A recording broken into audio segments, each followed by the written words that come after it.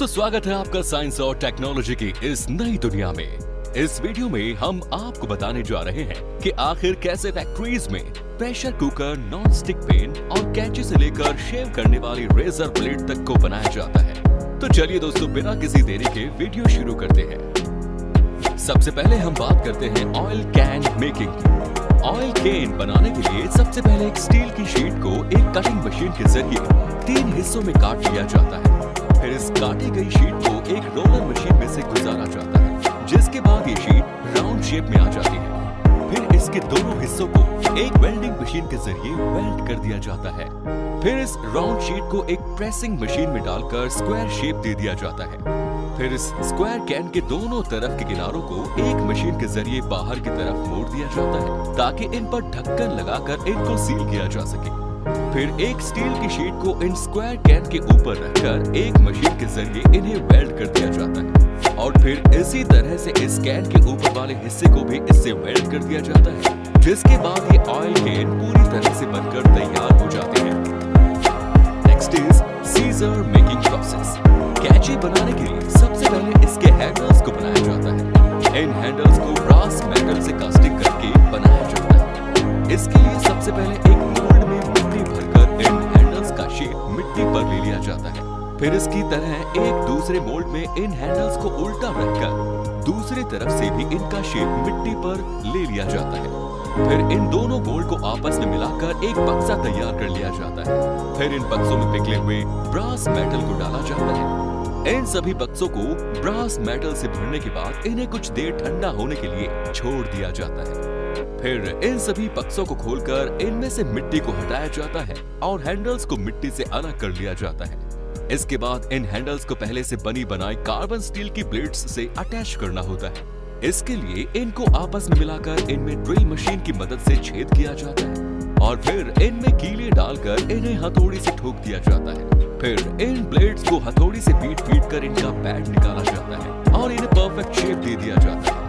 फिर इन कैंची के दोनों हिस्सों को आपस में मिलाकर इनके बीच में भी ड्रिल मशीन की मदद से छेद किया जाता है। छेद करने के बाद इन सभी प्लेट्स को एक हीटिंग प्रोसेस से गुजारा जाता है, ताकि इन प्लेट्स की स्ट्रेंथ को बढ़ाया जा सके। इसके बाद इन सभी प्लेट्स की ग्राइंडिंग मशीन के ऊपर धार लगाई जाती है। ब्लेड्स की अच्छे से धार लगाने के बाद इनके हैंडल को भी एक मशीन के जरिए फिनिशिंग दी जाती है, और फिर फाइनली ब्लेड के दोनों हिस्सों को मिलाकर इनके बीच नट बोल्ट लगा दिया जाता है, जिसके बाद ये कैंची पूरी तरह से बनकर तैयार हो जाती है।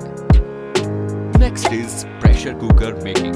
प्रेशर कुकर बनाने के लिए सबसे पहले एल्यूमीनियम की राउंड शीट ली जाती है। फिर इस राउंड शीट को एक हाइड्रोलिक प्रेस के नीचे रखा जाता है, जिसके बाद ये मशीन इस शीट को दबाकर कुकर के बर्तन का शेप दे देती है। इसके बाद इस बर्तन को फास्ट रोटेटिंग मशीन में फिक्स किया जाता है। यहाँ इस बर्तन को घिसकर उसकी फिनिशिंग की जाती है, और एक टूल की मदद से इसका एक्स्ट्रा एल्यूमीनियम को हटाया जाता है, और ठीक इसी तरह इस बर्तन को इस मशीन पर उल्टा लगाकर भी इसकी फिनिशिंग की जाती है। फिर एक कटिंग प्रेस मशीन की मदद से इस बर्तन के किनारों को एक स्पेशल डिजाइन में काट दिया जाता है, जिससे कि इस पर ढक्कन को फिक्स किया जा सके। फिर इस बर्तन को एक ड्रिल मशीन पर रखकर इस पर हैंडल लगाने के लिए छेद कर दिए जाते हैं। फिर इन बर्तनों को उबलते हुए एक स्पेशल केमिकल के लिक्विड में डाला जाता है, जिससे कि एल्यूमीनियम मेटल की स्ट्रेंथ बढ़ती है।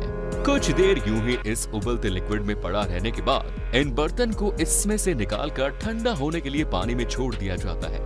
फिर इन बर्तनों को एक वायर की मदद से बांधा जाता है, और फिर से एक स्पेशल केमिकल में डालकर कुछ देर यूं ही छोड़ दिया जाता है।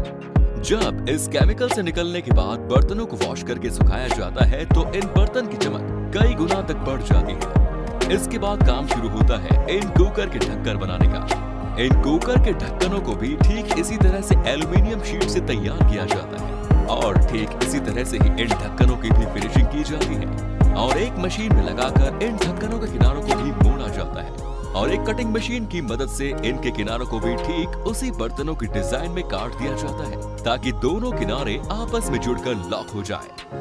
फिर इन ढक्कनों में सीटी और सेफ्टी वाल्व लगा दिए जाते हैं, और फिर एक मशीन के जरिए इनके हैंडल्स लगा दिए जाते हैं, और हैंडल लगाने के बाद फाइनली इनके ढक्कन में रबर की रिंग लगा के इन्हें बंद करके चेक किया जाता है, और चेक करने के बाद इन कुकर को डिब्बों में पैक करके मार्केट में भेज दिया जाता है। Next is non stick pan making process.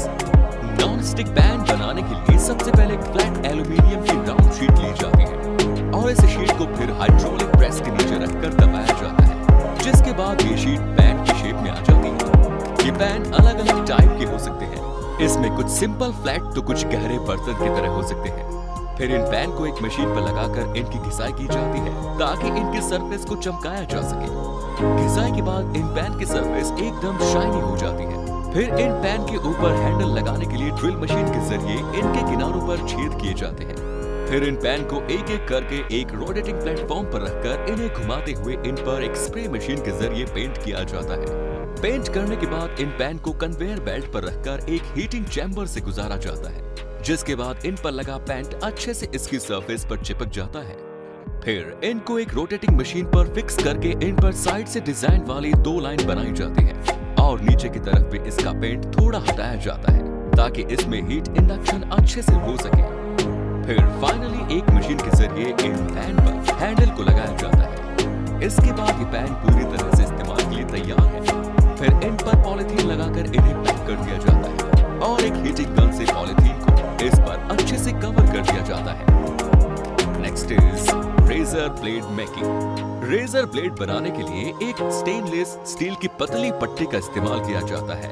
इससे पहले इस स्टेनलेस स्टील की पट्टी को एक पंचिंग मशीन से होकर गुजारा जाता है, जिसमें इसके बीच वाले पार्ट को काट दिया जाता है। फिर इस स्ट्रिप को एक फर्नेस से होकर गुजारा जाता है, जहां इसे 1000 डिग्री सेल्सियस तक गर्म किया जाता है। फिर इस पट्टी को ठंडा करने के लिए एक कूलिंग चैम्बर से गुजारा जाता है। इन हीटिंग और कूलिंग प्रोसेस से इस पट्टी की हार्डनेस को बढ़ाया जाता है। फिर इस पट्टी को किनारों पर से ब्लेड की शेप में काटकर एक प्रिंटर से गुजारा जाता है, जहां इन पर ब्रांड का नाम प्रिंट कर दिया जाता है। फिर इस पट्टी को मल्टीपल ग्राइंडिंग मशीन से गुजारा जाता है, जहां इन ब्लेड के किनारों पर धार लगाई जाती है। इसके बाद इस पट्टी को पॉलिशिंग प्रोसेस से गुजारा जाता है, जहां इनकी शार्प एजेस को परफेक्टली फिनिशिंग दी जाती है। इसके बाद एक कटिंग मशीन के जरिए इस पट्टी में से एक एक ब्लेड को काट लिया जाता है। फिर इन ब्लेड्स की क्रोमियम और टेफ्लॉन नामक स्पेशल मटेरियल से कोटिंग की जाती है, जिससे इन ब्लेड्स की ड्यूरेबिलिटी बढ़ती है।